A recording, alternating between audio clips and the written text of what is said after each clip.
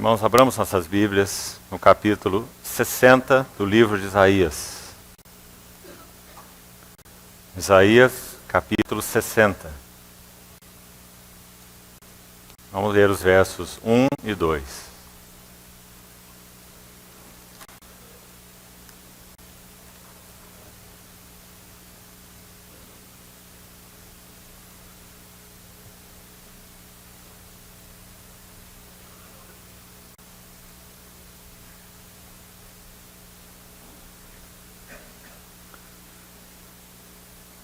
Dispõe-te, resplandece, porque vem a tua luz e a glória do Senhor nasce sobre ti. Porque eis que as trevas cobrem a terra e a escuridão os povos, mas sobre ti aparece resplendente o Senhor, e a sua glória se vê sobre ti. Vamos orar.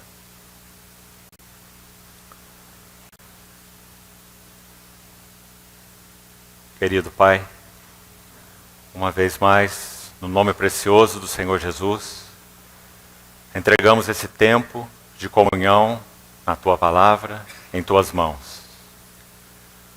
Confiamos na graciosa provisão do Senhor para recebermos, ouvirmos, entendermos, guardarmos e aplicarmos a Tua Palavra nos nossos corações.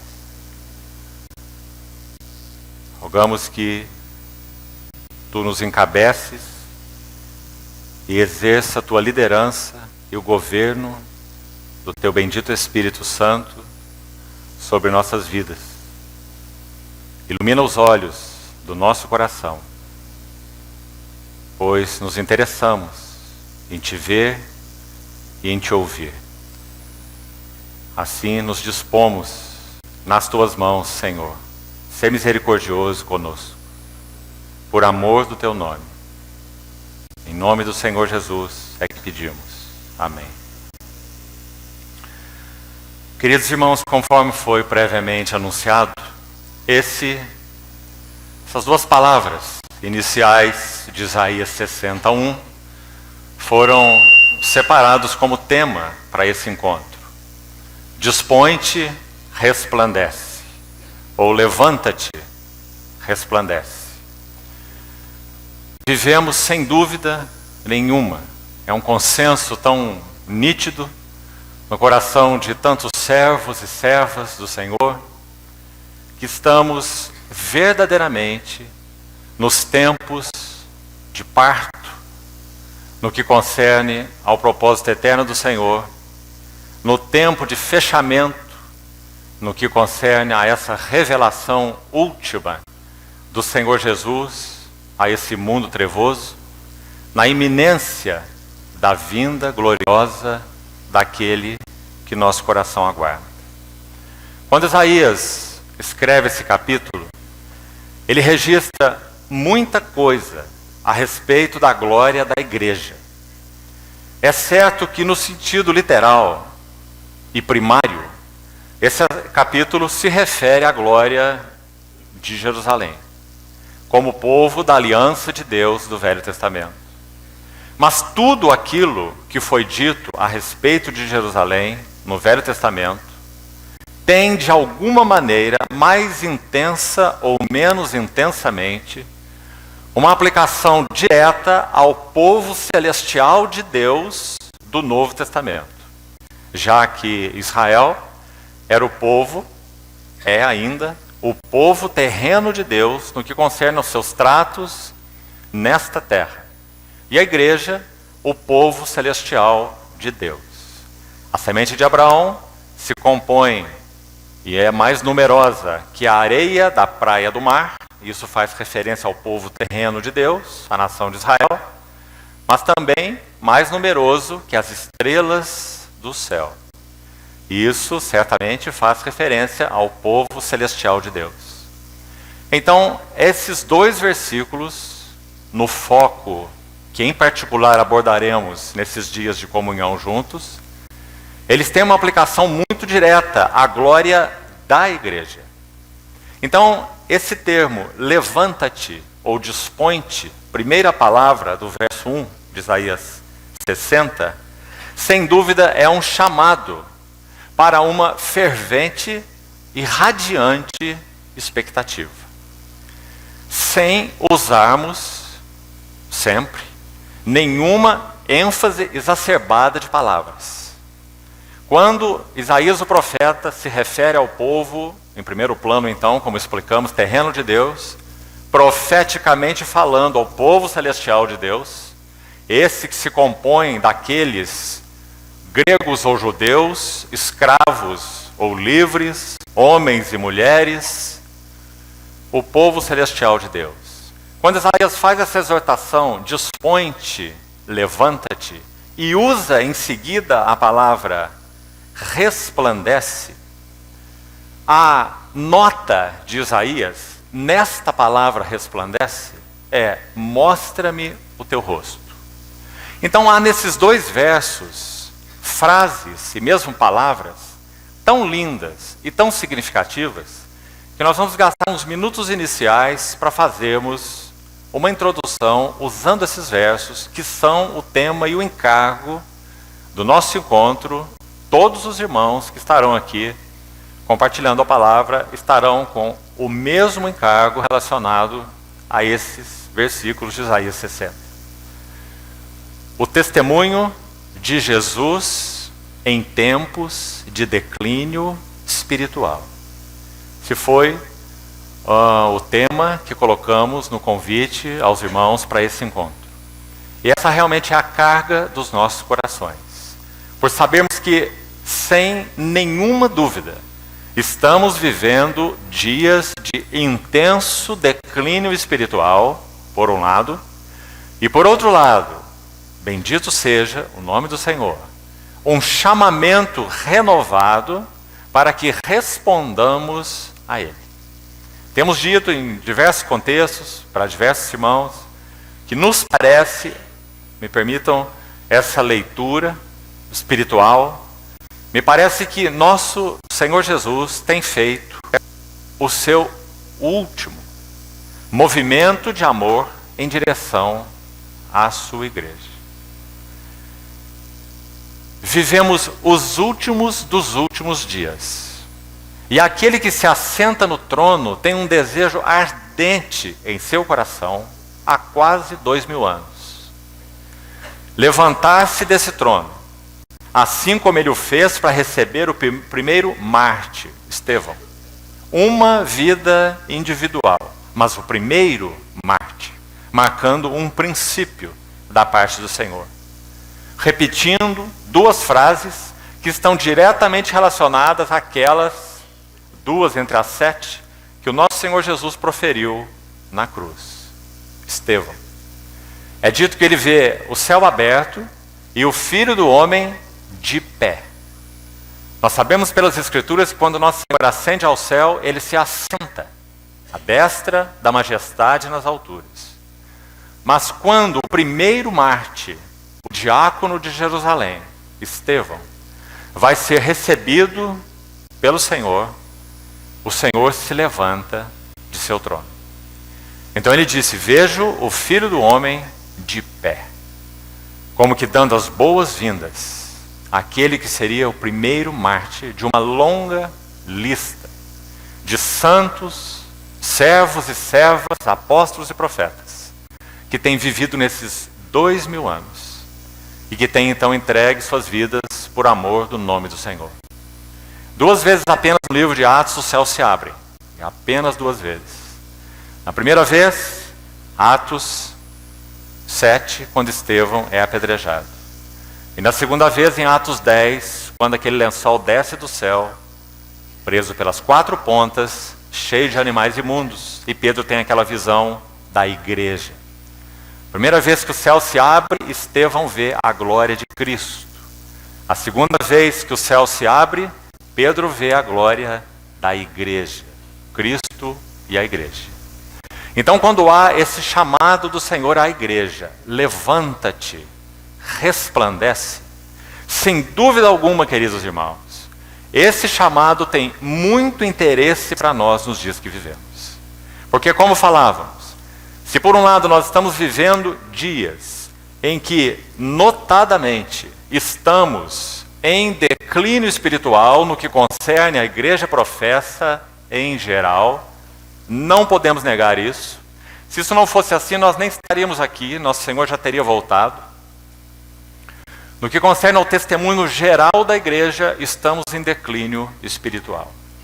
Mas por causa da fidelidade do Senhor para conosco e do amor dele ao seu próprio nome, porque depositou sobre nós o seu testemunho, então também vivemos dias em que, em meio de tanto declínio espiritual, apostasia mesmo em muitas esferas, nós também vivemos dias em que talvez como nunca nesses últimos anos, e acho que poderia colocar talvez 30 anos, o chamado do Senhor para que realmente nos compromissemos com Ele integralmente, tem sido ouvido de uma forma preciosa por muitos corações em muitos lugares.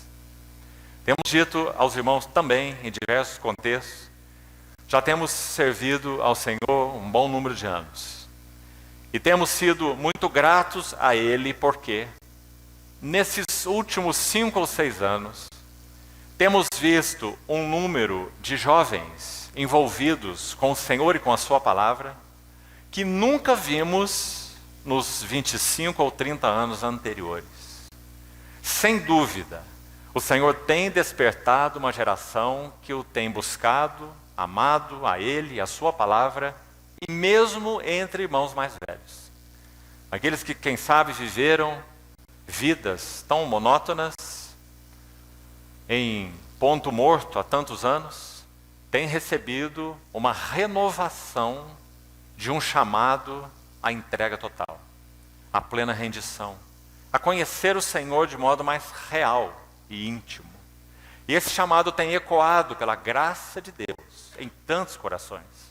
Então, queridos irmãos, se por um lado, como já lemos nesses versículos e vamos tocar como introdução em alguns detalhes, nós estamos vivendo os dias negros e de declínio, por outro lado, podemos ouvir de uma forma retumbante essa linda frase de Isaías, que na verdade é de Deus ao seu povo, pelos lábios de Isaías, e que ressoa no nosso coração, igreja do Deus vivo do século 21. Levanta-te, ou dispõe-te, resplandece. Um detalhe sobre a palavra resplandece.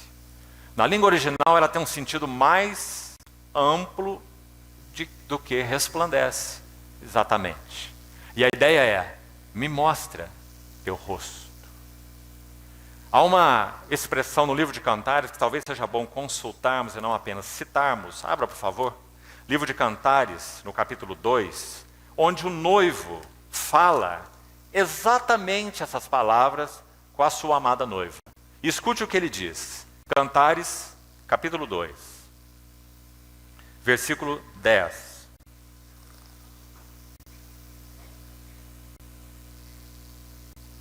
O meu amado fala e me diz, levanta-te. Essa palavra é exatamente a mesma, na língua original, que foi usada pelo profeta Isaías.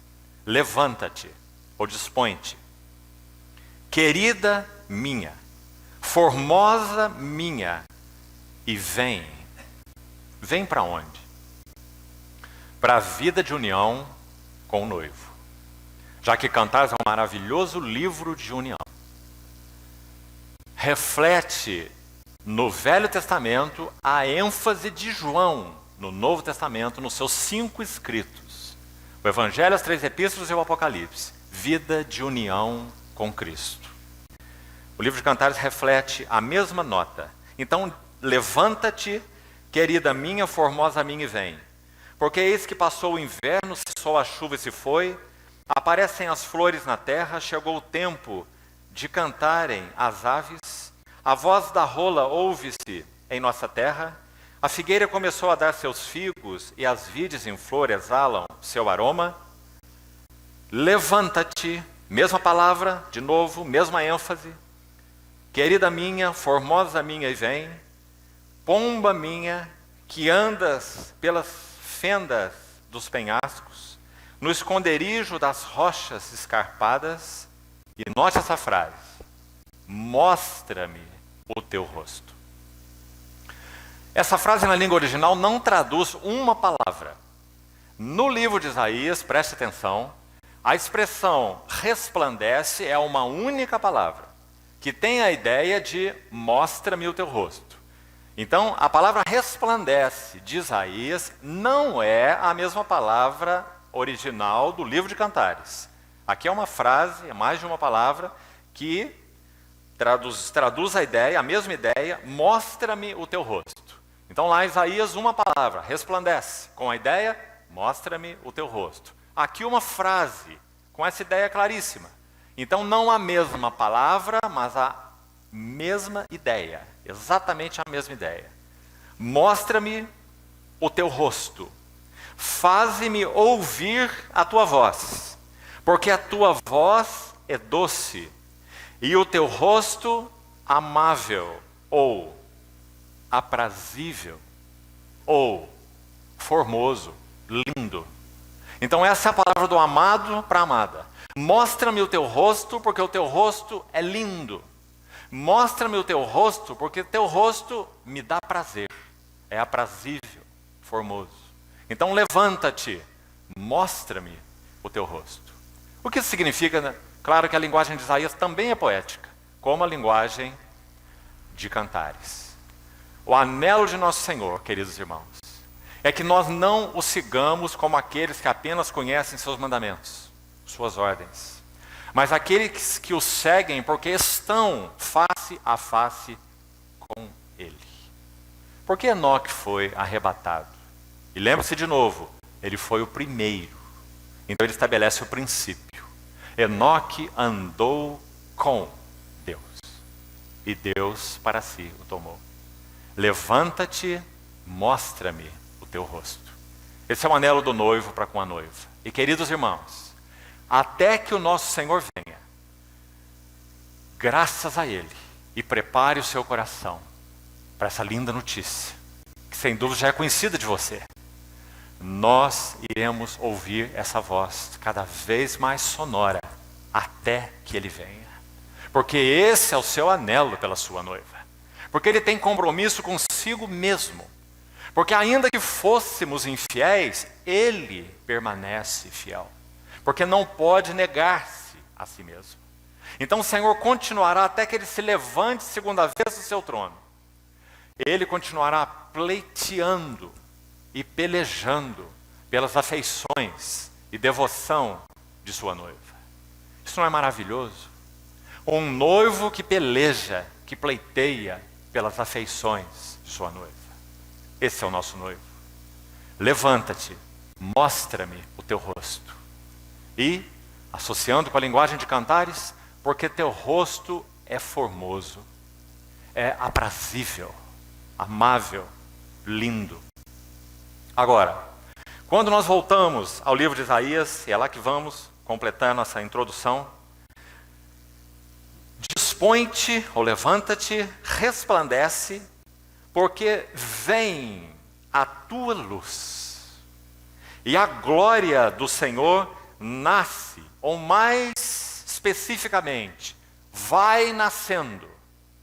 Uma ideia de contínuo aqui. A glória do Senhor vai nascendo sobre ti. Não há como ver uma expressão dessa e não nos lembrarmos daquele verso: a luz do justo, a vereda do justo é como a luz da aurora, que vai brilhando mais e mais até o dia perfeito, ou ser dia perfeito. Então a glória do Senhor vai nascendo sobre ti. Agora, olhe que tremendo contraste que completa nosso contexto inicial. Porque eis, e essa palavra eis, todas as vezes que ela aparece na língua hebraica, e é muitas vezes, eis aqui o meu servo, Isaías 42. Muitas vezes, centenas de vezes, essa palavra aparece no Velho Testamento. Sempre ela significa contemplem, ou vejam, observem.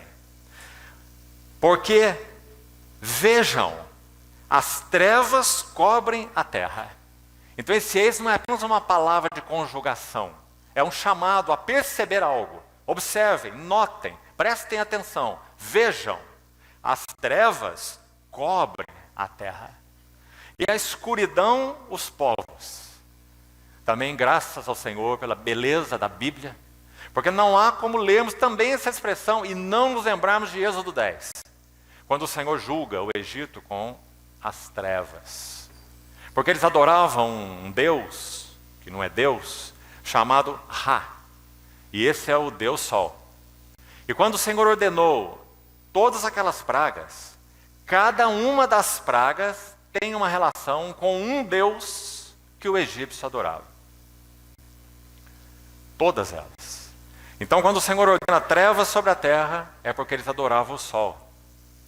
E se o sol fosse Deus, não haveriam aqueles dias de trevas. Então o Senhor julgou o chamado Deus Sol, já que o sol não é Deus. Então, quando eles entraram naqueles dias de trevas, o que é dito no texto de Êxodo 10? Que as trevas eram tais que ninguém se levantou do seu lugar. E eram trevas tão espessas que se podiam apalpar. Essa é a ideia de Isaías também. Porque as trevas cobrem a terra.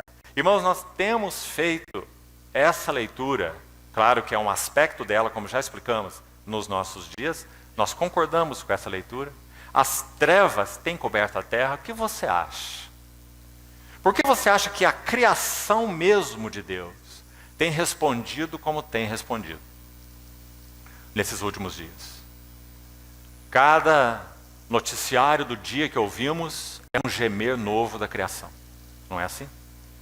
E as dores de parto estão se intensificando de uma forma muito, muito nítida. Porque o dia do Senhor se aproxima. E esse é um dos sinais, o gemido da criação. Então, trevas cobrem a terra e escuridão os povos. E se fôssemos falar de escuridão moral? E se fôssemos falar de perda de absolutos e de princípios? Escancaradamente. Trevas e escuridão. Mas, sobre ti, aparece resplendente o Senhor. E a sua glória se vê sobre ti. Irmãos, se as trevas cobrem a terra e a escuridão os povos, escute com atenção. Não podemos ser dogmáticos. Ninguém pode. A respeito de nenhuma posição taxativa e então dogmática com relação ao como e ao quando do arrebatamento da igreja. Ninguém pode. O máximo que se faz são sugestões. Todos os servos do Senhor. Porque as Escrituras não são claras. Você está livre para ter sua posição, mas você não pode ser dogmático a respeito dela. Agora, independente disso, e esse então não é nosso encargo, escute bem. Parece muito claro, e aqui também sem ser dogmático, mas nos parece muito claro que há uma distinção muito nítida no Novo Testamento entre a vinda ou o aparecimento da estrela da manhã e do sol da justiça. Porque, de novo, parece também muito claro, que realmente a vinda do Senhor será em duas etapas. Primeiro, ele vem de forma invisível ao mundo, mas visível à igreja. E então nós somos chamados ao encontro com o Senhor nos ares, não na terra. E então sim, uma vinda, possivelmente daí um tempo mais, para uma manifestação maior a toda a terra. Por isso, 1 Tessalonicenses tem a ver com a vinda do Senhor para a igreja. E 2 Tessalonicenses tem a ver com a vinda do Senhor para o mundo. Aquelas duas lindas epístolas. Primeiro, igreja. Segundo, o mundo. Dia de Cristo, dia do Senhor. Então parece que essas coisas realmente são muito claras. Embora, quero reforçar aqui, nem nisso podemos ser dogmáticos. Mas, irmãos, nos parece muito claro que nós, como igreja, não estamos aguardando o sol da justiça. Nós estamos aguardando a brilhante estrela da manhã. Aquela que somente é vista por aqueles que a buscam ver, que a aguardam. Já que ela é a estrela da madrugada, quando todos estão dormindo. Pedro usa uma figura tão linda na sua epístola, é claro, essa expressão aparece em outros lugares. O Senhor mesmo se refere a si como a brilhante estrela da manhã. Mas Pedro usa essa expressão na sua segunda epístola. Ele diz que nós devemos ser sábios em ouvir a palavra profética, e ele se refere particularmente à palavra dos profetas do Velho Testamento, porque ela é uma candeia que brilha em lugar tenebroso. Veja a visão de Pedro. Lugar tenebroso. Trevas cobrem a terra e escuridão os povos. Então essa candeia brilha em um lugar tenebroso e ela vai continuar brilhando até que o dia clareie e a estrela da alva nasça nos vossos corações. Que linda figura de Pedro. Já que ali, irmãos, nos parece muito claro que ele faz uma comparação entre a primeira e a segunda vinda do Senhor. Ele diz que eles estavam com o Senhor no Monte Santo, quando aquela voz foi ouvida pela glória excelsa, tu és meu filho amado, em quem me compraz. Nós estivemos com ele no Monte Santo e fomos testemunhas oculares da sua majestade. Essa é a primeira vinda. Mas então ele segue e diz que o Senhor mantém para a igreja uma candeia que brilha em lugar tenebroso, e ele a manterá até que o dia clareie, mas não apenas isso, que a estrela da manhã nasça nos vossos corações. Então realmente nós estamos sendo chamados e chamados pelo Senhor, cada dia, por essa voz de amor que nós lemos em Cantares e Isaías. Levanta-te, dispõe-te e mostra o teu rosto, porque teu rosto me é aprazível, amável. Estamos ouvindo e ouvindo e ouviremos cada vez de forma mais sonora, bendito seja o Senhor, essa voz, até que a estrela da alva nasça em nossos corações, para aqueles que aguardam a brilhante estrela da manhã. Então, para completarmos essa introdução, vamos ao livro de a segunda epístola de Paulo aos Tessalonicenses, e escute como a palavra profética de Isaías soa dos lábios de Paulo com a mesma ênfase. Segundo aos Tessalonicenses, capítulo 1.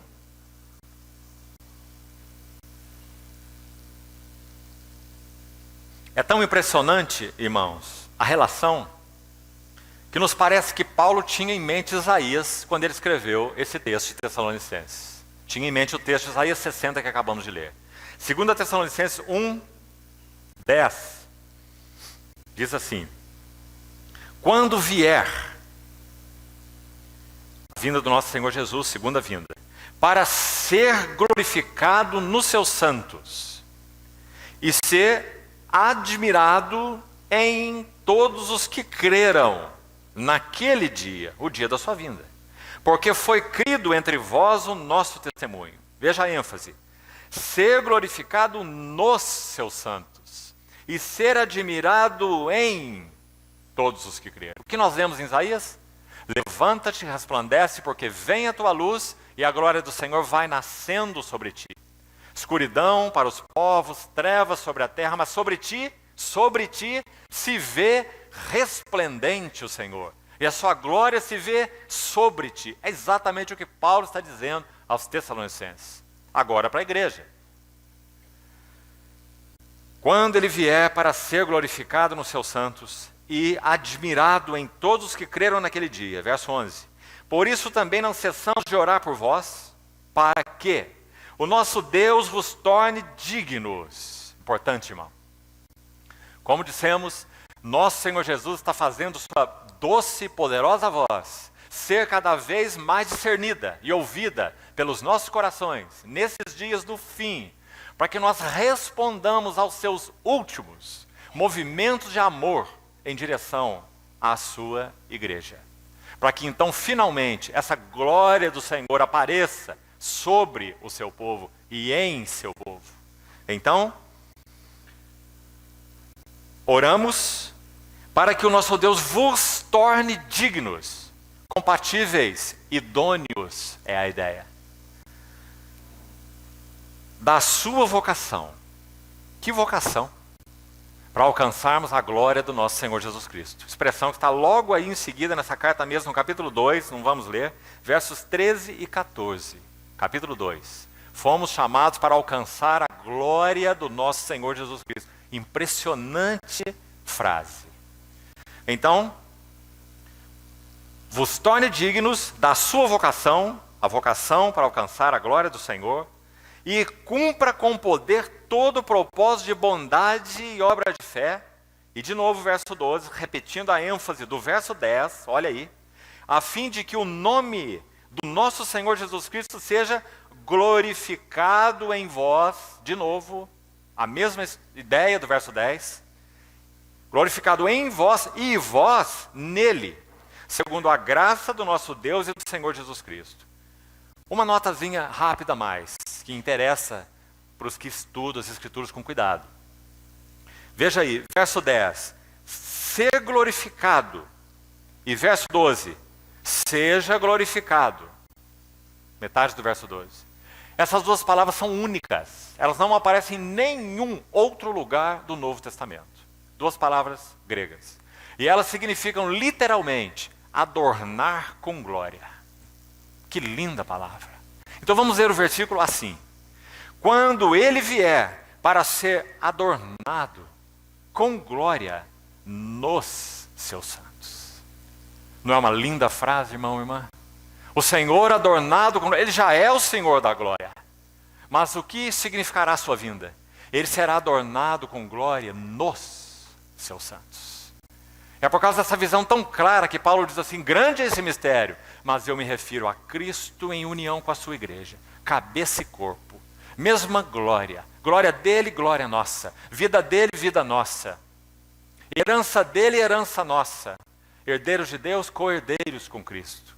Então, ser adornado com glória nos seus santos. E no verso 12, a fim de que o nome do nosso Senhor Jesus Cristo seja adornado com glória em vós e vós nele. Por isso, irmão, levanta-te, resplandece, mostra o teu rosto. Então, no que concerne a profissão de fé geral daqueles que professam o nome do Senhor, infelizmente, declínio espiritual. Mas felizmente, o Senhor é fiel ao seu nome. Ele depositou o seu testemunho sobre a igreja. E ele zela e vela pela sua palavra para a cumprir. Por isso ele tem nos chamado, em dias realmente da iminência da sua vinda, geração privilegiada que nós somos, viver esses dias. Por outro lado, quanta responsabilidade de respondermos a esse chamamento do Senhor.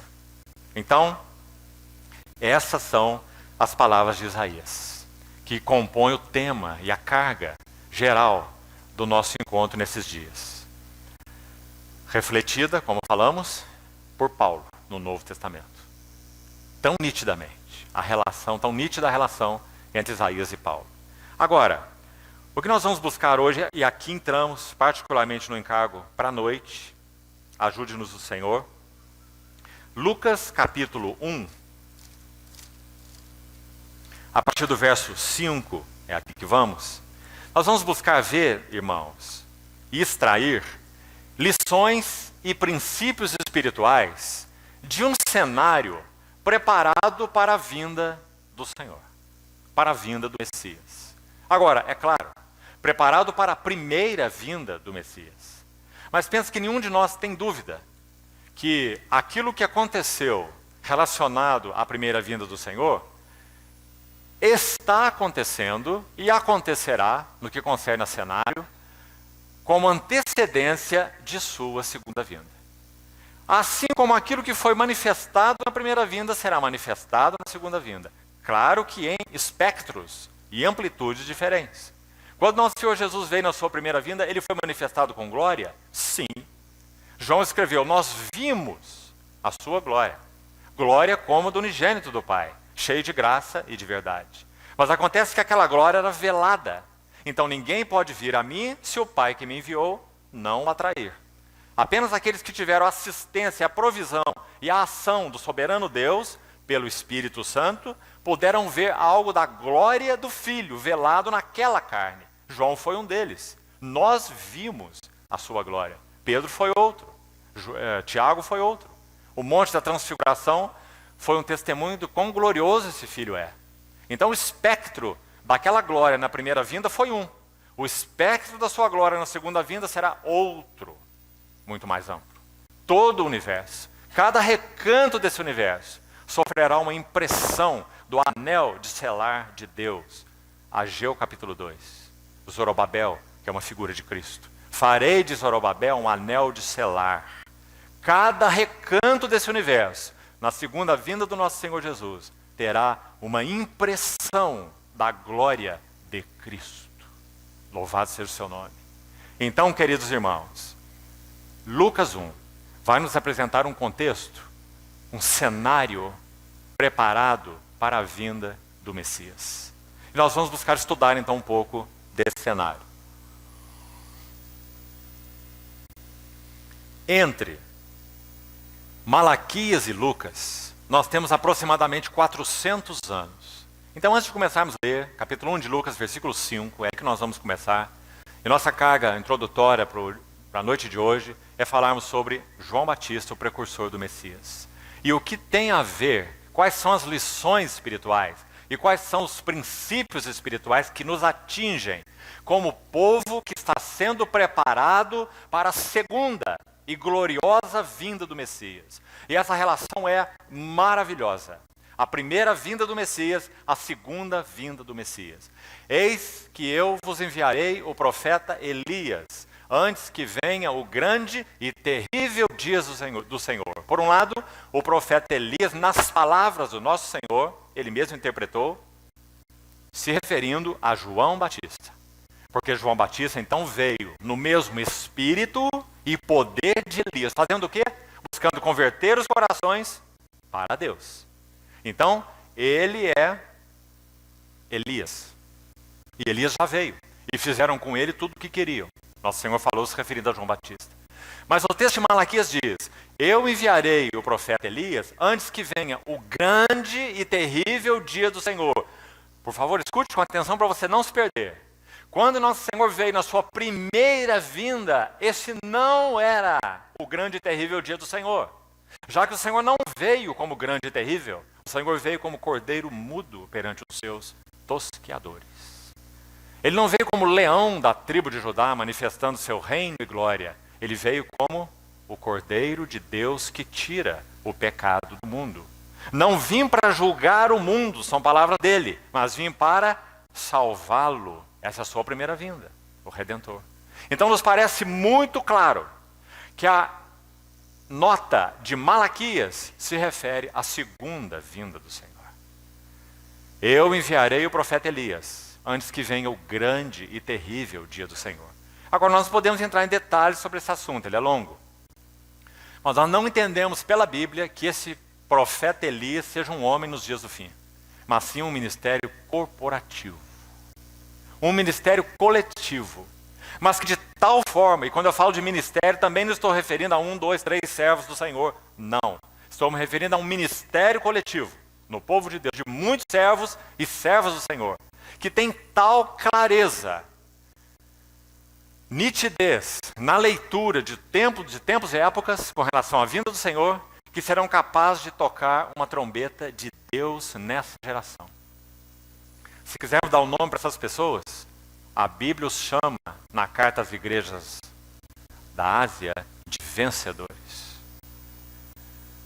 O Senhor estava de fora do lado da igreja de Laodiceia, não arrombou a porta para entrar lá, mas disse: estou à porta e bato. Se alguém ouvir a minha voz. Essa é a nota. Esse ministério dos dias do fim será composto daqueles que realmente têm ouvido a voz do Senhor nessa hora de iminência da sua segunda vinda. E o que eles têm feito com isso? Se alegrado, adorado o Senhor, vivido uma vida secreta e intensa com Ele? Apenas isso? Não. Eles vão tocar uma trombeta. Um ministério plural, tocando uma trombeta. O dia do Senhor se aproxima. Em 1 Coríntios 14, Paulo diz: se a trombeta der som incerto, quem se preparará para a batalha?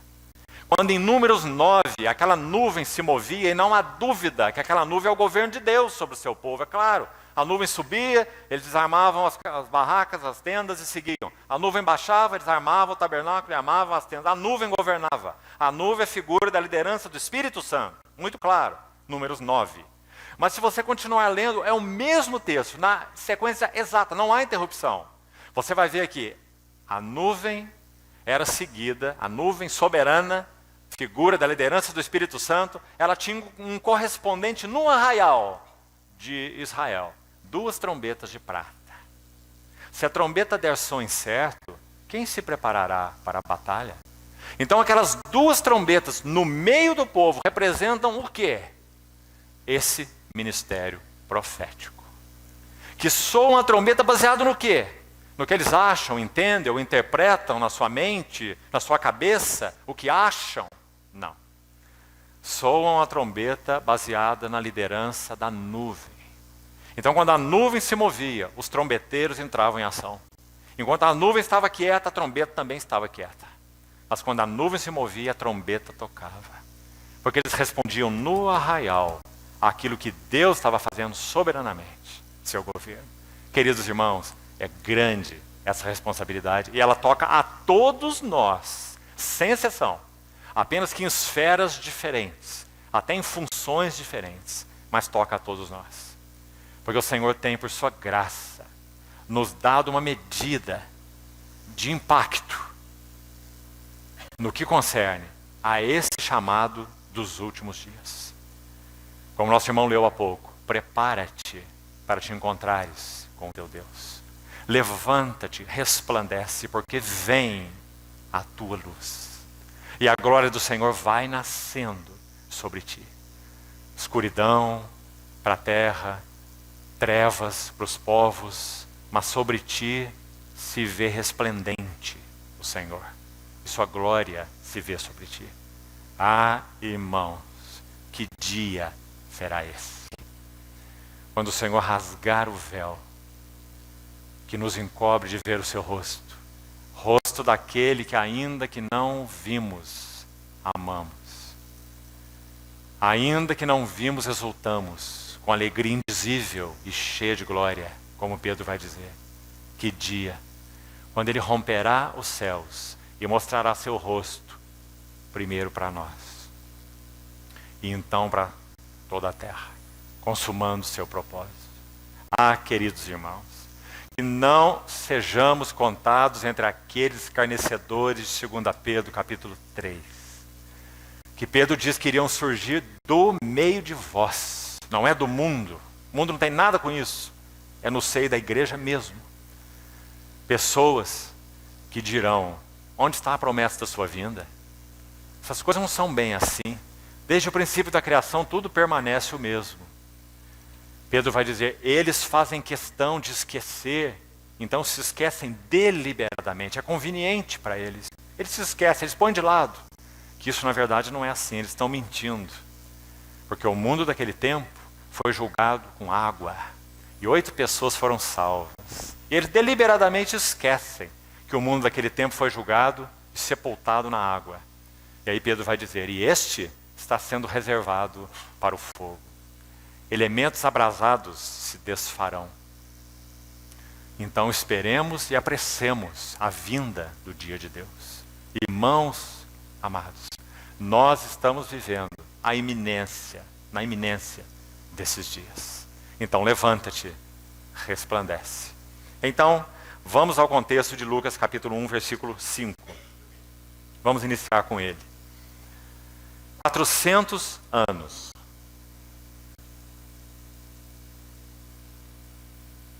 Silêncio profético. Um silêncio profético é terrível.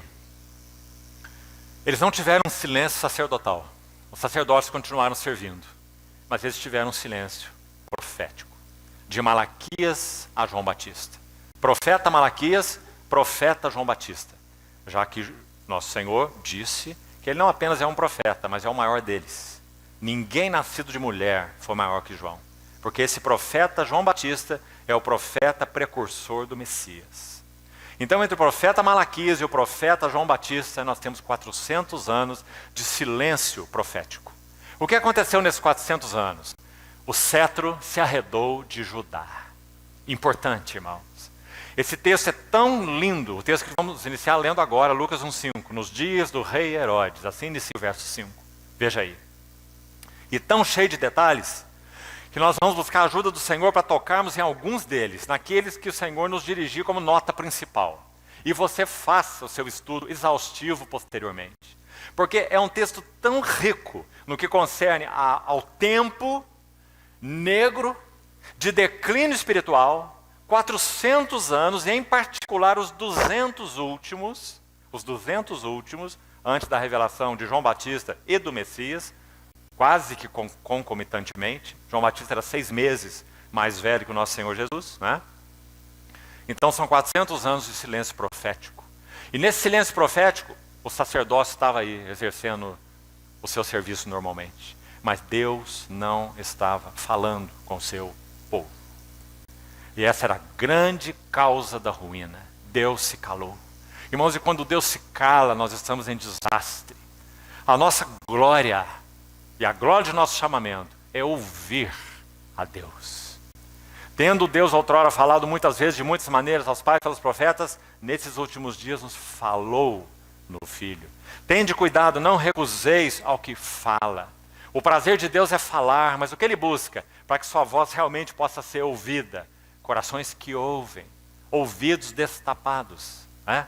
Então, nos dias, verso 5 de Lucas 1, nos dias de Herodes, rei da Judéia. Você sabe que essa é uma frase terrível? Se você passar rápido por ela, você não vai ver nada, você só vai ver um dado histórico. Mas ela é uma frase horrível. Sabe por quê? Porque assentado no trono de Judá está um estrangeiro. E não apenas um estrangeiro, mas Herodes.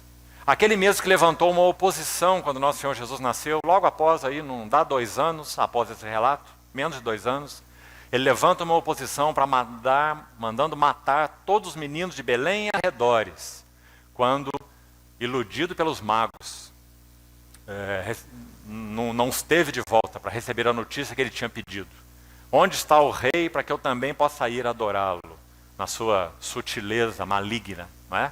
Então ele foi enganado pelos magos e decretou que aqueles meninos fossem mortos. Esse é o homem que está com o cetro de Judá nas suas mãos.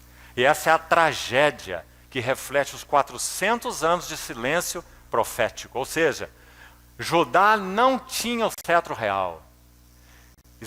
Gênesis 49:10, quando Jacó abençoou seus filhos, ele diz assim: o cetro não se arredará de Judá, e nem o bastão de entre os seus pés, até que venha Shiló. Quem é Shiló?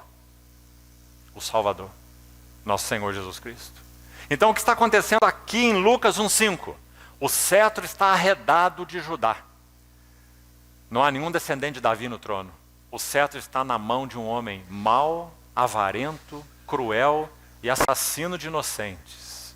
Esse é o homem que tem o cetro de Judá nas suas mãos.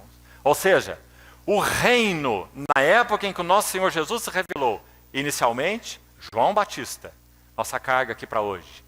Quando João Batista se revelou, o profeta, a voz de Deus, o precursor, que preparou o caminho para o Messias, na sua primeira vinda gloriosa. Quando ele veio, João Batista, o cetro tinha se arredado de Judá. Ou seja, em outras palavras, o reinado não era segundo Deus, muito pelo contrário. O reinado era absolutamente ímpio. Esse é um lado do quadro. O outro lado, vamos seguir. Nos dias de Herodes, rei da Judéia, houve um sacerdote chamado Zacarias, do turno de Abias. Sua mulher era das filhas de Arão e se chamava Isabel. Ambos eram justos diante de Deus, vivendo irrepreensivelmente em todos os preceitos e mandamentos do Senhor. E não tinham filho, porque Isabel era estéril, sendo eles avançado em dias. Escute uma segunda lição importante aqui. O sacerdócio, não apenas o reinado não era um reinado segundo Deus, como já explicamos. Herodes é quem estava no trono de Judá. Mas o sacerdócio estava falido. Ou seja, todo o serviço sacerdotal continuava, mas aquele templo não tinha nem arca, nem Urim e Tumim. Quando o anjo vai dar a notícia para Zacarias sobre o nascimento de João Batista, um anjo precisou ser usado. Os irmãos sabem que isso é totalmente atípico. Não é só um detalhe de estudo, irmãos. Tem muita implicação e muito interessante para nós. Deus não falava no seu templo com anjos, usando anjos. Não, nunca. Êxodo 25, quando o Senhor ordena a construção do tabernáculo, ele diz assim: me farão a arca, me farão um santuário para que eu possa habitar no meio deles. Então ele descreve a arca em Êxodo 25 primeiro. Em seguida, o propiciatório, que é a tampa da arca. Lembra-se, Êxodo 25. De cada lado do propiciatório, um querubim, com as faces voltadas, ou de frente um para o outro, e com as faces voltadas para o propiciatório. E escute o que é dito. O Senhor disse: ali, entre os querubins, no propiciatório, ali eu virei a ti e falarei contigo, de entre os querubins sobre o propiciatório. Então, qual era a maneira de Deus falar com quem ele queria falar no seu tempo? Particularmente o sumo sacerdote, Moisés, lá na época do tabernáculo, né? E posteriormente no templo. Qual era a maneira de Deus? A Shekinah, a voz suave de Deus, que saía de cima do propiciatório, de entre os querubins. Ali virei e falarei contigo. Qual era a segunda maneira? O Urim e o Tumim. Luzes e perfeições significa Urim, Tumim. Luzes e perfeições. Para que o sacerdote, consultando o Urim e Tumim, ele pudesse ter uma direção da vontade de Deus. Essa era a maneira de Deus. Agora, Deus está usando um anjo dentro do templo, porque não há arca, não há Shekinah, não há Urim, não há Tumim, não há nada. Um sacerdócio falido. O serviço continuava, mas nenhuma glória, nenhum falar de Deus, nenhum conhecimento da vontade de Deus, nenhuma direção de Deus. E essa expressão é tão interessante, porque agora uma mulher vai ser usada. E acho que você já está tendo uma outra em mente aí, na medida que nós estamos falando. Aqui é Isabel, idosa e estéril. O que isso significa? Não apenas Isabel era uma anciã que amava o Senhor, uma das filhas de Arão, que aguardava a redenção de Israel, como Zacarias, como Simeão, como Ana, que nós estudaremos posteriormente, em outros dias. Aquele grupo pequeno, um remanescente apenas, no meio de milhões de pessoas. Um pequenino remanescente, que a Bíblia descreve assim: aguardavam a redenção de Israel. Que frase, irmão! E como isso se aplica a nós? Então, aí está Isabel, estéril. Mas a questão não é apenas a esterilidade do útero de Isabel. A questão é que Isabel está refletindo um sacerdócio estéril. Assim como a outra mulher do Velho Testamento, Ana, a mãe de Samuel, estéril. E que subia com seu marido Eucana. Não deixe de ler 1 Samuel, capítulos de 1 a 3, no primeiro livro de Samuel. Ana subia a Silo, todos os anos, com seu marido Eucana. E sabe o que ela via lá? Ela via um sacerdote que não sabia cuidar nem da sua família. Eli. Tinha filhos profanos, execráveis, como diz a Bíblia. E Eli não estava nem aí, e nem os repreendia. Hofni e Finéias, que faziam o que queriam no tabernáculo, em todos os sentidos, inclusive se prostituindo. Esse era o sacerdócio da época de Ana. E é dito que Ana subia ano após ano a Silo. E o que Ana via? Escute isso, irmão. Guarde no seu coração. E ore ao Senhor sobre isso. Ana ganhou uma carga. Porque cada ano que ela subia a Jerusalém com seu marido e via aquele sacerdócio, Eli e os seus filhos, naquele estado, ela percebeu algo. Ela chorava pedindo a Deus um filho. Porque a sua rival, Penina, zombava dela, porque ela não tinha filhos, não é? Uma mulher, podemos dizer, desgraçada, Ana, no contexto em que ela vivia, sem filhos. Mas sabe o que aconteceu com ela? Um dia ela percebeu que não era ela que estava estéril. Me permitam uma expressão, era Deus que estava estéril. Era a casa de Deus que estava estéril. Era o testemunho do Senhor que estava estéril. Então o que Ana fez? Se não pegamos essa chave aqui, nós entendemos tudo errado. Porque parece que Ana está fazendo uma barganha com Deus. Ela não tem filhos, então ela vai arrumar um jeito de fazer uma barganha com Deus. E ela vai dizer, me dá um filho, Senhor. Se o Senhor me der um filho, então darei o filho para ti. Eu vou dar para ti, mas afinal de contas eu vou ter um filho. Né? Uma barganha. Então não estamos entendendo nada do que aconteceu, porque não foi isso. Ana subindo de ano a ano em Silo e vendo aquela esterilidade do sacerdócio, que não tinha nada a ver com o testemunho do Senhor. Então Ana ganhou uma carga pelo testemunho do Senhor. E então ela ora dizendo, Senhor, se me deres um filho, eu te darei. Quem precisa de um filho não sou eu, é o Senhor. E o que o Senhor fez? Ana clamava por um filho, e Deus carecia de um profeta, Samuel. E então Deus concedeu um filho a Ana, e Ana entregou um profeta ao Senhor. E Samuel foi crescendo no templo, e Samuel ouviu a voz do Senhor. Essa foi a nota que nós colocamos. Se ouvirdes a sua voz. Quem tem ouvidos para ouvir, ouça. Quem se abrir a porta, eu entrarei e cearei com ele e ele comigo. Se alguém ouvir a minha voz e abrir a porta. Ana e Samuel ouviram a voz do Senhor. Então Samuel começou a servir o Senhor no templo. E Ana, podemos compor um quadro, claro, hipotético. Ana ficava sentada na sua cadeirinha, tecendo o seu tricôzinho, como diz o texto de Samuel. Porque ela fazia estola sacerdotal para Samuel. E ela devia ficar imaginando que tamanho que estava o seu bebê, a sua criança, que foi entregue a Eli, para aprender a servir. E cada ano que Ana o visitava, ela levava uma roupa um pouco maior. Aprendeu mordomia, serviço, aquele que foi entregue como profeta ao Senhor. A mesma coisa Isabel. Isabel também estéril, porque nessa época o sacerdócio era tão desastroso quanto na época de Ana e Samuel. Então aí está outra anciã estéril. Agora o Senhor vai prover um filho para ela, e agora nós temos uma nota ainda mais alta do que no caso de Samuel. E nós vamos ver por quê. Vamos seguir o texto. Então, duas coisas importantes aqui, não perca. A realeza foi perdida e o sacerdócio estava falido. No cetro de Judá, ou com o cetro de Judá, estava Herodes. E no sacerdócio, esterilidade. Então, Deus intervém. Depois desse silêncio profético, trevas cobriam a terra e escuridão os povos, e Deus intervém. Então é dito assim no verso 8. Ora, Lucas 1:8. Aconteceu que, exercendo ele diante de Deus o sacerdócio na ordem do seu turno, coube-lhe por sorte, segundo o costume sacerdotal, entrar no santuário do Senhor para queimar incenso. Vamos parar um pouco aqui.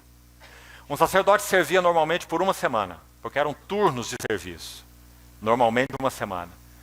Mas eles não queimavam o incenso todos os dias. Era algo considerado tão especial, esse queimar incenso, e os turnos de sacerdotes eram tantos. Segundo um erudito, eram 24 turnos de sacerdotes, compostos de vários sacerdotes. Muito grande o número de sacerdotes. Então eles jogavam sortes, como está escrito aí, para que então eles tivessem o privilégio de queimar incenso, não porque era o sacerdote daquela semana, queimando incenso todos os dias, mas lançavam sortes para que cada queima de incenso fosse feita por um sacerdote. Tal era o privilégio, nós vamos ver por quê. Então coube a Zacarias por sorte, ou lançando sortes, né, queimar incenso no santuário. O que há de importante aqui, e que também nos interessa, contexto histórico. Primeiro, os judeus, ainda hoje, dizem que quando da hora do queimar incenso, é tão privilegiada essa hora, que essa é a hora de, primeiro, orar pela vinda do Messias. Orar pela vinda do Messias. Não se esqueça isso. Segundo, suplicar o favor de Deus, o que na verdade é quase a mesma coisa. Suplicar o favor de Deus ou a graça de Deus. Agora, quando, e aqui vamos adiantar um pouco, depois vamos ler os versículos. Quando o Senhor envia o seu anjo, Gabriel, e ele fala com Zacarias sobre João Batista, ele diz que o nome desse menino será João. Se Zacarias foi queimar o incenso para rogar pela vinda do Messias, como um judeu que aguardava a redenção de Jerusalém, um remanescente fiel, se ele foi queimar incenso para suplicar o favor de Deus, sabe o que significa João? O favor de Deus. Esse é o significado de João. O nome João. João significa gracioso, ou o favor de Deus. Então, quando o anjo se apresenta nessa hora em que Zacarias queima incenso, ele está dizendo muito claramente: o favor de Deus será gerado. Vocês obterão o favor de Deus. Então é dito, verso 10. E durante esse tempo, toda a multidão do povo permanecia da parte de fora orando. Os estudiosos dizem que talvez esse dia aqui fosse sábado. Porque nos outros dias em que se queimava incenso, não havia uma numerosa multidão. Toda a multidão do povo, como é descrito aqui. Mas no sábado, sim. No sábado estavam lá todos os sacerdotes, estavam lá todos os levitas, que tinham parte nesse serviço do santuário. Estavam lá homens e mulheres, porque sábado não se trabalhava. Não é? No sábado não se trabalhava. Então, no sábado, havia ali essa multidão. Então, eles estavam lá, enquanto Zacarias estava fazendo o seu serviço de queimar incenso. Quem sabe orando, como é dito, pela vinda do Messias, suplicando o favor de Deus. Se você quiser uma referência, Malaquias, talvez seja um livro que um dos irmãos vá compartilhar nessa série que teremos até domingo. Malaquias 1:9. Malaquias exorta os sacerdotes. E não nos cabe falar sobre essa exortação, mas um detalhe de Malaquias nessa exortação aos sacerdotes. Ele diz assim: suplicai o favor de Deus, que ele vos envie a sua graça. Mas então ele diz: mas com tais sacrifícios, como Deus pode se agradar de vocês? Porque eles ofereciam aquilo que era rejeitado. Ofereciam o coxo, um animal inadequado para o sacrifício. Aí o Senhor disse: se vocês levarem isso para um rei, para um príncipe, você acha que ele vai ficar feliz? Então por que vocês trazem a mim, o aleijado, o coxo? Não é? Então ele exorta os sacerdotes. Mas veja essa frase, Malaquias 1:9. Suplicai o favor de Deus, que ele vos envie sua graça. Percebe? Então quando os sacerdotes entravam no santuário para queimar incenso, o que eles estão fazendo? Suplicando o favor de Deus, suplicando a sua graça. Favor de Deus é igual a João. Quando Deus trabalha sobre o ventre de Isabel, Ele está enviando o seu favor. O seu favor é a sua voz. O seu favor é o seu profeta. Voz do que clama no deserto. Preparai o caminho do Senhor. É maravilhoso, irmãos. Esses são os dias os quais estamos vivendo.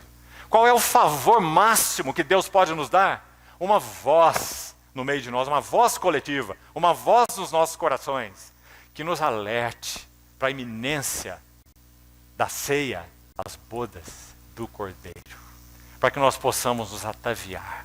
Essa é a voz corporativa que o Senhor levantará antes da vinda do seu amado Filho.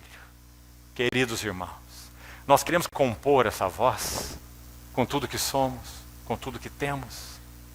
Sabe por que essa voz foi anunciada a Zacarias? Não se engane. Zacarias esperava a redenção de Jerusalém. E você espera o quê? A saída do Temer para a entrada de outro presidente? É isso que você espera? O que você espera? Melhoras econômicas? É isso? Prosperidade, paz e saúde? É. Zacarias esperava a vinda do Messias. E Deus o atendeu com a voz que clama no deserto. Quando tudo era trevas, quando tudo era escuridão, Deus enviou João, gracioso, esse é o nome, ou o favor de Deus. Que história maravilhosa. Eu vos enviarei o profeta Elias, antes que venha o grande e terrível dia do Senhor. Louvado seja o seu nome. Essa voz fará duas coisas. Duas. Segundo aos Coríntios 2. Aroma de vida para a vida, mas também cheiro de morte para a morte. De novo, essa voz fará duas coisas. Hebreus capítulo 11, versos 6 e 7. Noé anunciou a condenação do mundo, mas se tornou herdeiro da justiça que vem da fé. Porque por um lado Noé anunciava a condenação do mundo, cheiro de morte para a morte. Mas por outro lado Noé preparou, aparelhou uma arca para a salvação da sua casa. Bendito seja o Senhor. Esses são os dois aspectos da voz. Essa voz vai condenar o mundo, mas essa voz vai ser também, por outro lado, aroma de vida para vida, para aqueles que respondem ao chamado do Senhor. Irmãos, nunca vivemos dias em que essa voz se fez mais necessária, porque nunca vivemos dias como esse que nós estamos vivendo. Em todos os contextos que você quiser olhar, político, religioso, econômico, o próprio contexto de Israel, para qualquer lado que você olhar. Vamos seguir um pouquinho mais.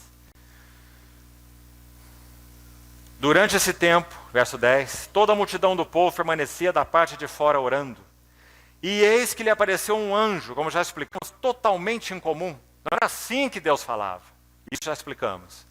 Um anjo do Senhor em pé à direita do altar. Essa figura em pé à direita do altar também é uma figura de favor. Isso representa favor. Agora, mais importante aqui é o seguinte. Sabe qual foi a última vez que um anjo falou com um homem? Antes desse evento aí? Quando foi? Foi com outro Zacarias, o profeta.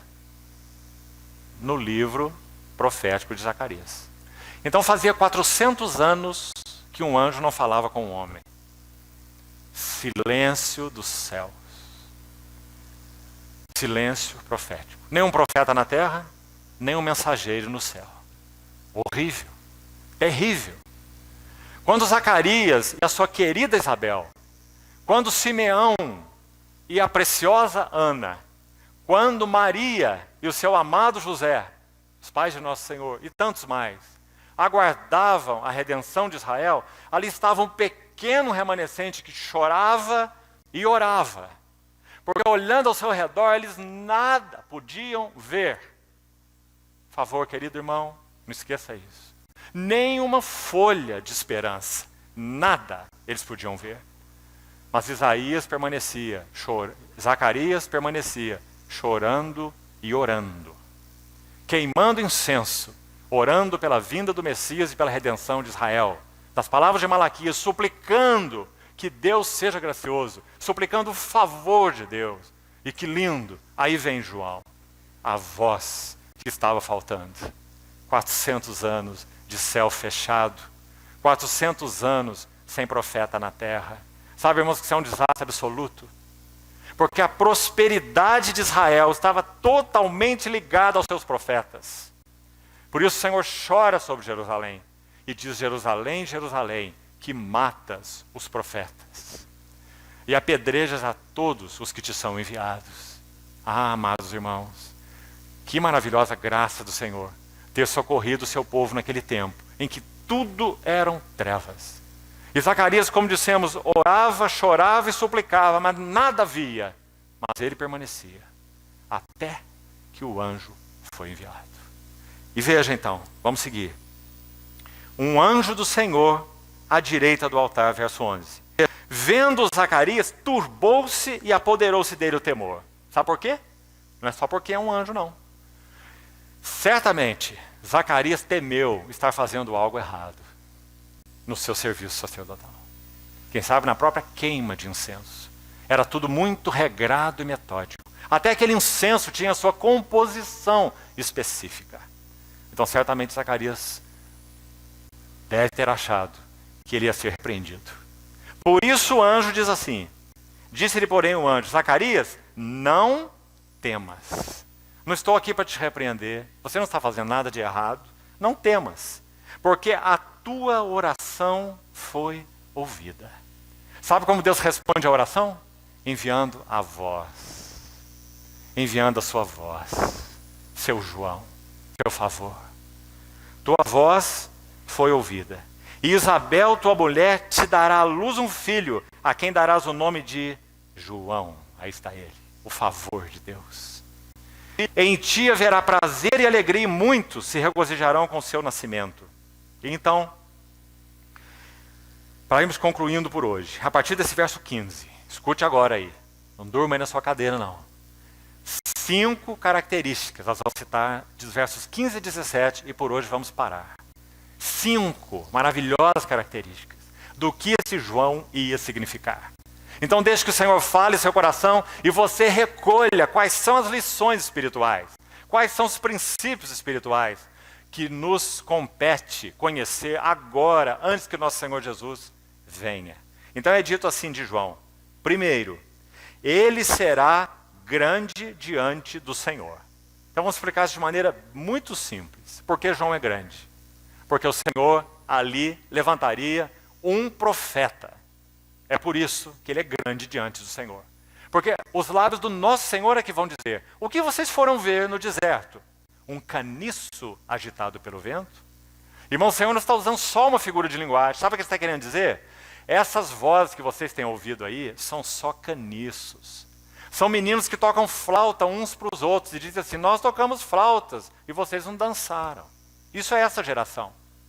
Mas o que vocês saíram ao deserto para ver? Um caniço agitado pelo vento? Alguém que anda segundo a moda? Alguém que tem uma voz hoje, outra voz amanhã? Alguém inconstante, que não tem sobriedade? Foram ouvir uma flautinha? Em outras palavras, o Senhor está dizendo: não. Vocês foram ouvir uma trombeta no deserto. Voz do que clama no deserto. Então ele vai dizer: vocês foram ouvir um profeta. E digo eu, mais que um profeta. Porque dos nascidos de mulher, ninguém é maior que João. Nós já sabemos o porquê. Porque ele é o precursor do Redentor. Quando João profere a sua profecia, está acabado. Aí vem o Messias, o cumprimento de todas as profecias. Por isso João é o maior dos nascidos de mulher. Então, aí está a primeira característica. Será grande diante do Senhor. O que é ser grande diante do Senhor? O que é ser grande diante do Senhor é poder ser sua voz. Isso é ser grande diante do Senhor. Marido, você quer ser grande no seu lar, a sua esposa? Seja a voz do Senhor para ela. Pai, você quer ser grande na sua família diante do Senhor? Seja a voz para os seus filhos. Irmão, irmã, você quer ser grande diante do Senhor no seio da congregação para a honra e glória do nome do Senhor? É óbvio. Nós estamos falando de projetos pessoais. Você quer ser? Seja a voz do Senhor.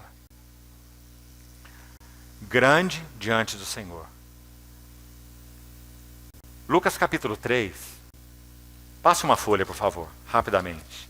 Olha como começa Lucas capítulo 3. Veja o que significa ser grande diante do Senhor.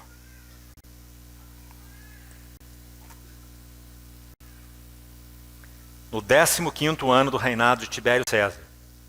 Tibério César, terceiro dos Césares. Um homem terrível. No 5º ano do reinado de Tibério César, sendo Pôncio Pilatos, agora é o Pôncio Pilatos que é o governador da Judéia, agora o cetro está na mão de Pôncio Pilatos. Herodes é o tetrarca da Galileia, seu irmão Filipe é tetrarca da região da Itureia e Traconites, e Libânias, tetrarca de Abilene, sendo sumos sacerdotes, figuras sublimes na relação de Deus com seu povo, são os sumos sacerdotes. Então, sendo os sumos sacerdotes, Anás e Caifás, vírgula. Irmão, aprecie essa frase. Veio a palavra de Deus a João. Não temos uma pergunta aqui? Por que a palavra de Deus não veio a Tibério César? O maior homem na face da terra nesse tempo. Porque esse homem não expressava um reinado segundo Deus. Ele não tinha nada a ver com os interesses do Senhor. Ele não tinha a palavra do Senhor.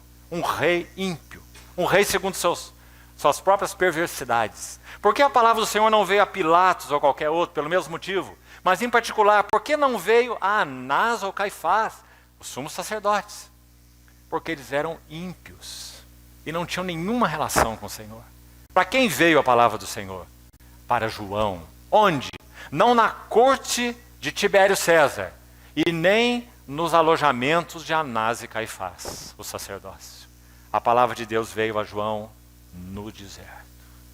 E palavra aí é rema, a palavra viva de Deus, aquilo que eles sequer conheciam. Essa palavra veio a João no deserto. Isso é ser grande diante do Senhor. Então essa é a primeira característica. Vamos resumir, para irmos concluindo. Segunda, voltamos a Lucas capítulo 1, verso 15. Não beberá vinho nem bebida forte. Já temos a segunda característica. Qual é?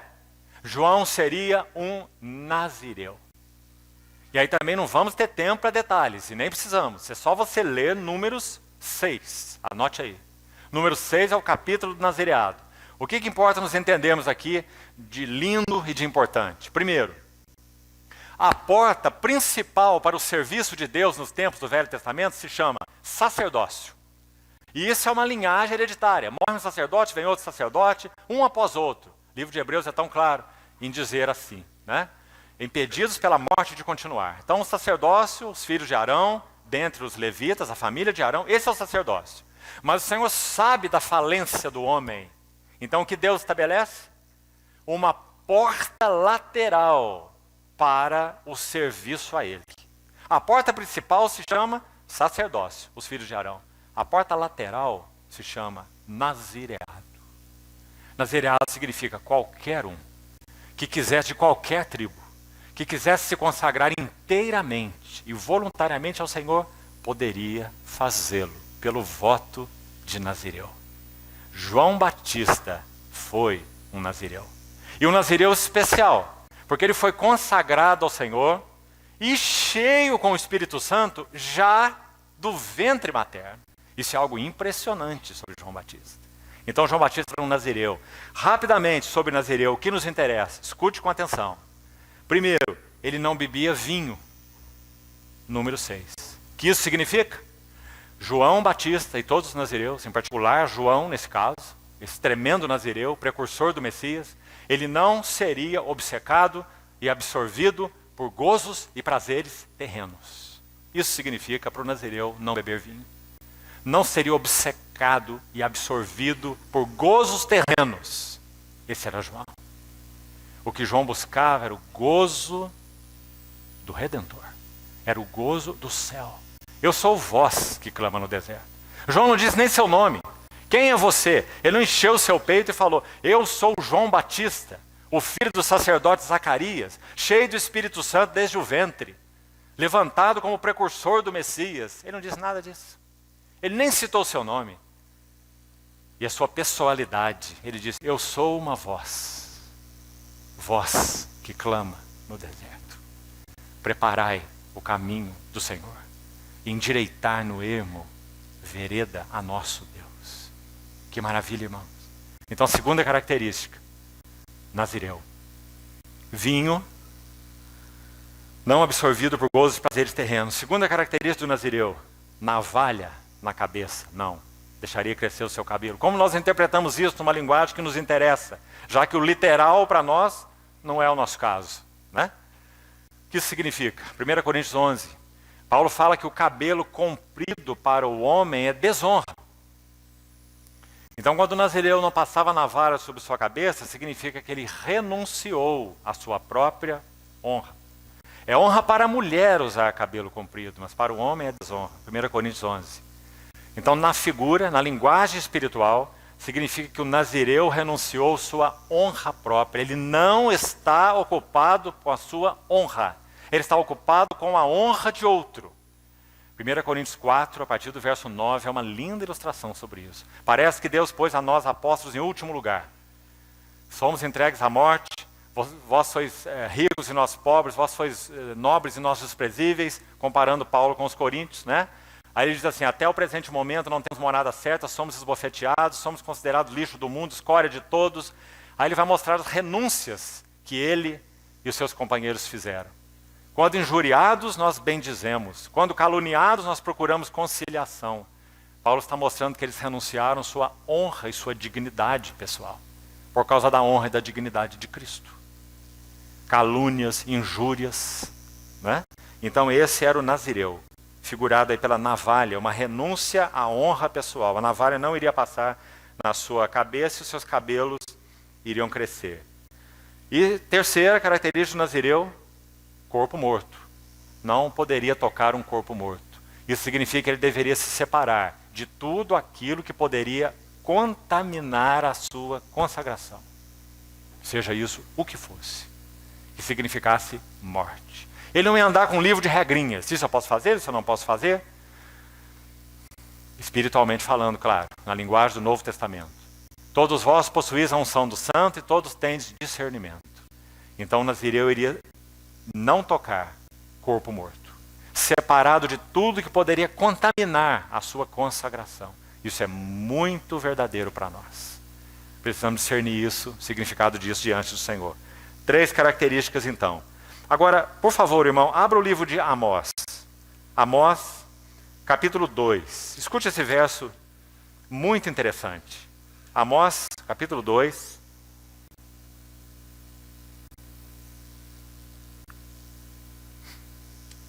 Amós capítulo 2, verso 10. Amós 2:10. Também vos fiz subir da terra do Egito, e 40 anos vos conduzi no deserto, para que possuísseis a terra do amorreu, figura de Cristo e suas riquezas insondáveis, a terra de Canaã. Agora escute bem, preste atenção no verso 11. Dentre os vossos filhos suscitei profetas. Viu a importância dos profetas para o povo de Deus, em particular naquela geração e naquela aliança? Mas podemos dizer que na nova aliança e na dispensação que vivemos não é diferente. Havia na igreja de Antioquia profetas e mestres. Dentre os vossos filhos suscitei profetas. Isso é graça, é bênção, é cuidado de Deus. Mas olha a próxima frase. E dentre os vossos jovens nazireus. Irmãos, quando Deus quis mostrar para o seu povo o quanto Ele os amava, e o quanto Ele cuidava deles com o carinho de quem cuida da menina dos seus olhos, Ele usou 2 expressões. Dos vossos filhos eu vos dei profetas, e dos vossos jovens eu vos dei nazireus. Não é maravilhoso? Olha uma lamentação de Jeremias. Por isso João Batista então foi um nazireu, como estamos falando, né? Não beberia vinho nem bebida forte, uma das marcas do nazireu. Escute o livro de Lamentações, capítulo 4, na mesma linha, sobre o nazireu. Também um verso bastante impressionante, porque a tradução Revista Atualizada não traz a palavra literal, que é nazir, a palavra no hebraico, que é nazireu, a palavra para nazireu. A versão Revista Atualizada de Almeida diz assim, Lamentações 4, olha aí. Lamentações de Jeremias, capítulo 4, verso 7. Os seus príncipes, então aí está a palavra nazir, N-A-Z-I-Y-R, traduzido para o português, transliterado para o português, claro, né? Então, os seus nazireus, é a palavra exata aí, Lamentações 4, 7. Seus nazireus eram mais alvos do que a neve, e mais brancos do que o leite. Isso fala da pureza deles, da separação deles, da consagração deles ao Senhor. Eram mais ruivos de corpo do que os corais, a mesma figura da pureza deles. Tinham a formosura da safira, mas agora escureceu-se-lhes o aspecto mais do que a fuligem. Não são conhecidos nas ruas, a sua pele se lhes pegou nos ossos, secou-se como um pau. Ou seja, não há mais vigor de consagração dos nazireus.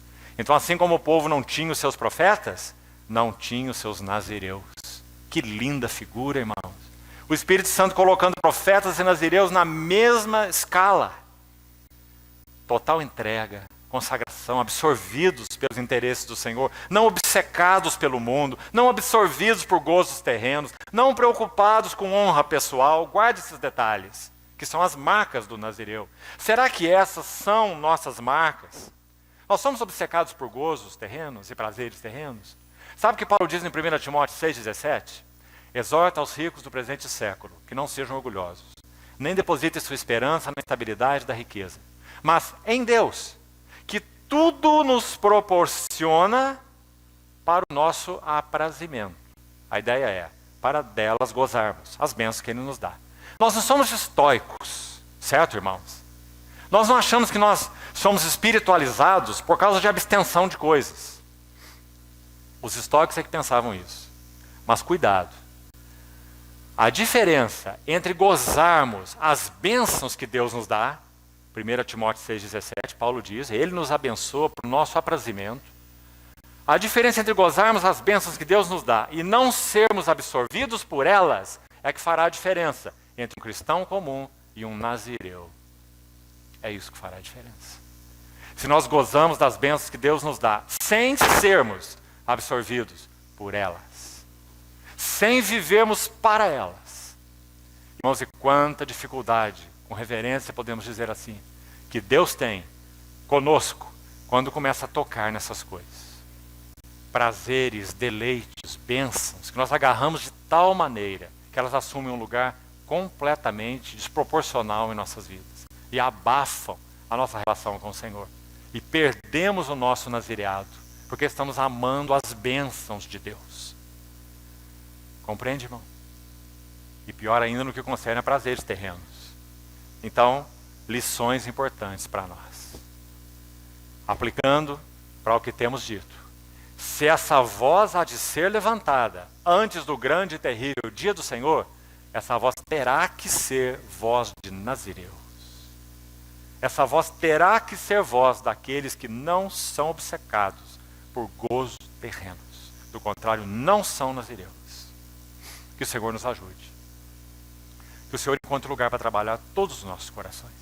Todos temos necessidade dessa espevitadeira do Senhor trabalhando em nós, para que sejamos equipados. Terceira característica, já estamos concluindo. Volte lá no livro de Lucas, capítulo 1.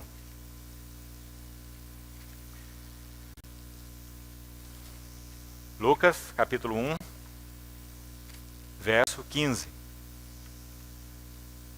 Terceira característica, será cheio do Espírito Santo já desde o ventre materno.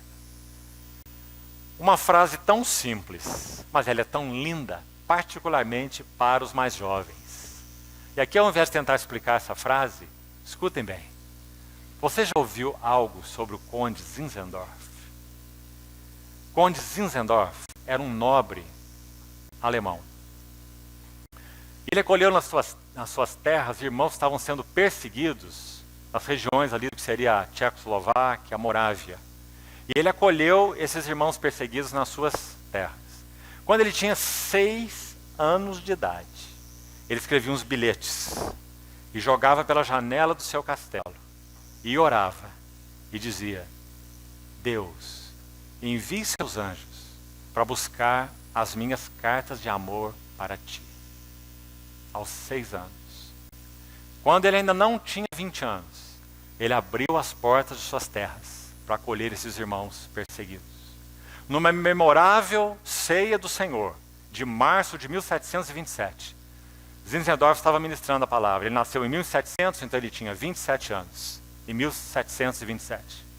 E ele estava ministrando a palavra do Senhor num tempo de mesa do Senhor, a esse grupo que ele acolheu de cristãos nas suas terras na Morávia. E esses cristãos eram briguentos. Cada um tinha a sua convicção. Não, isso é assim, dogmático aqui, dogmático ali, dogmático lá. E eles só brigavam. E, nesse balaio de gatos, Zinzendorf, nesse dia, ministrou a palavra do Senhor nessa ceia. Sabe o que aconteceu? Essa ceia do Senhor durou 6 horas. E aqueles irmãos, todos, sem exceção, incluindo as crianças, concluíram aquele tempo com os rostos em terra, clamando pela misericórdia do Senhor sobre as vidas deles. escreveram um compromisso escrito, não apenas verbal, uns com os outros, de que eles iam abandonar todos os seus conflitos e contendas, doutrinárias ou pessoais que fossem. Um livro de aliança. Sabe o que aconteceu ali? O Espírito Santo foi derramado naquela memorável ceia de março de 1727. E aqueles irmãos iniciaram uma reunião de oração, se revezando, que durou 100 anos. E esse avivamento morável foi tão especial para a história da igreja, que nenhum de nós estaria sentado nessas cadeiras se ele não tivesse ocorrido. Nós somos devedores ao que o Espírito Santo fez com aquele pequeno grupo de irmãos briguentos nas terras de Zinzendorf, quando o Espírito Santo foi derramado e levou-os ao arrependimento. Eles enviaram em 100 anos, em 20 anos, mais de 2.000 missionários para todas as terras, de todos os tipos e classes sociais. Para a Groenlândia, para evangelizar esquimós. Para o Caribe, as ilhas que estão sofrendo com esses tufões hoje. Várias delas foram evangelizadas pelos irmãos morávios. Alguns se vendiam como escravos para evangelizar nessas ilhas. Os donos das terras não permitiam que eles fossem para lá, por nada. Não queremos que essa mensagem maldita, chamada evangelho, venha para a minha terra. Não quero isso aqui. Então eles disseram, e você quer um trabalhador gratuito? Sou eu. Eu vou trabalhar para você o resto da minha vida de graça. Ele disse, isso eu quero. Então eles foram para essas terras e evangelizaram ali. O avivamento morável, cheio do Espírito Santo, já desde o ventre materno. Que encorajamento para nós, em particular para os jovens, irmãos. Entregarem-se sem reservas ao Senhor. O missionário do século passado orou ao Senhor assim, já no final de sua vida. Meu Deus, em Ti não há engano. Em Ti não há engano. Eu nunca terei de me arrepender de ter Te amado tanto. Sem dúvida, irmãos, nós possivelmente teremos muito do que nos arrepender. Mas nunca teremos de nos arrepender de ter amado o Senhor. Cheio do Espírito Santo, já desde o ventre materno. Que seja um encorajamento, em particular, para os mais jovens. E, quarta característica, já estamos concluindo. Converterá muitos. Verso 16. Converterá muitos dos filhos de Israel ao Senhor seu Deus. Quarta característica. Exatamente o ministério profético de João. É um ministério que chama para Deus. Esse é o ministério profético. O ministério profético não é igual ao ministério de ensino. O ministério de ensino é maravilhoso e super importante na igreja de Deus, claro. O ministério profético tem uma outra característica. Em particular, ele chama para Deus. Por isso, voz do que clama no deserto. A ênfase do ministério profético é arrependei-vos e convertei-vos. Então, esse seria João. E por último, frase final do verso 17. Vamos ver o verso todo. Ele irá adiante dele, adiante de Deus, né, no espírito e poder de Elias, para converter os corações dos pais aos filhos e os desobedientes à prudência dos justos. E essa última frase, quinta característica, habilitar para o Senhor um povo preparado. Que impressionante. Paulo reflete umas palavras semelhantes a essas em 2 Coríntios 11, 2 Coríntios 11, 2. Paulo diz assim, eu zelo por vós, os coríntios, com zelo de Deus, porque eu vos tenho preparado para vos apresentar como virgem pura. Esse também foi João. Habilitar para o Senhor um povo preparado. Essa é a quinta ênfase que nos interessa muito aí. Então pegue, irmãos, essas 5 coisas, medite e ore aos pés do Senhor. Porque são 5 componentes dessa voz final, do que o Senhor busca nessa voz.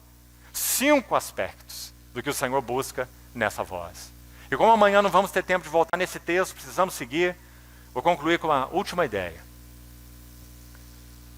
E um dos problemas nossos é concluir. Grande problema. Mas eu vou concluir com uma última ideia. João Batista, ou Zacarias, ficou mudo quando o anjo falou com ele, certo? Por que ele ficou mudo? Porque ele não creu nas palavras do anjo, certo? Agora, veja quem é o nosso Deus e veja os seus tratos com Zacarias. Que maravilhosos tratos de amor e fidelidade. No mesmo peso dos pratos da balança. Amor, fiel. Ele ia fazer algo usando Zacarias, usando Isabel. A sua voz seria gerada ali.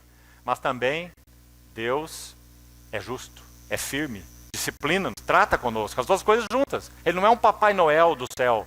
Graças a Deus ele não é. Não é? Então, o que aconteceu? Quando Zacarias não creu, ele ficou mudo.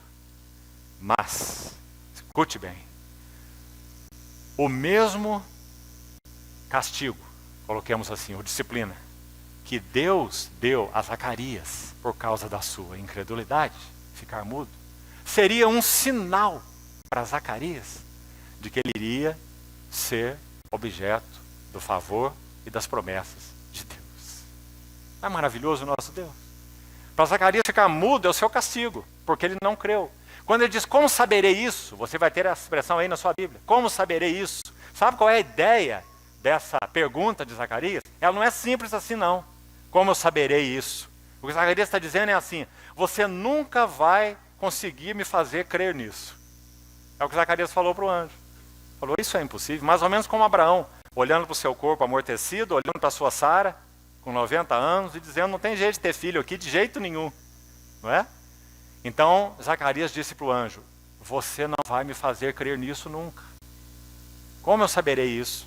É uma frase muito leve para traduzir o original. Então, o que acontece? O anjo vai dizer, você vai saber assim, você vai ficar mudo. E por um lado, essa mesma disciplina de você ficar mudo, porque ficando mudo, Zacarias, você vai conseguir pensar melhor, refletir melhor. E isso vai ser um sinal em você de que a minha palavra se cumprirá. Porque se Zacarias teve só um sonho, só uma visão, isso não foi verdadeiro, o que aconteceria? Nada. Mas quando ele tem um toque nele mesmo, e ele fica mudo, então ele sabe que esse anjo é anjo mesmo, e é um mensageiro do Senhor. Quando João diz assim, eu sou velho, expressões que não tivemos tempo de avaliar. Veja aí no texto. Eu sou velho. Por isso que ele disse, você não vai conseguir me fazer crer nisso. Eu sou velho. Sabe como o anjo responde? Leia depois na sua Bíblia. Eu sou Gabriel. Que contraste. João diz, eu sou velho. E o anjo não repreende a ele por isso. Não é? O anjo diz, e eu sou Gabriel. Gabriel significa, Deus é poderoso. Eu sou velho, eu sou Gabriel. E você ficará mudo. Na verdade, Zacarias ficou surdo-mudo, porque a palavra no grego é a mesma. E como nós sabemos que ele ficou surdo e não apenas mudo? Continue lendo o capítulo 1 e você vai descobrir como. Quando aquelas pessoas tiveram que falar com ele, porque ele também não ouvia, e não só não falava, eles tiveram que falar com ele por acenos. Porque Zacarias também estava surdo. Surdo-mudo. Ou seja, totalmente desligado. Passando os dias da gravidez de Isabel, refletindo sobre o favor de Deus. E a intervenção de Deus, numa hora de trevas absolutas. Irmãos, é isso que o Senhor está procurando nessa voz que prepara o seu caminho nesses dias. Todas essas características. Então vamos terminar aqui, confiando que no mais, nesse texto, se você continuar lendo, estudando, o Senhor continuará falando ao seu coração. Vamos orar para concluirmos.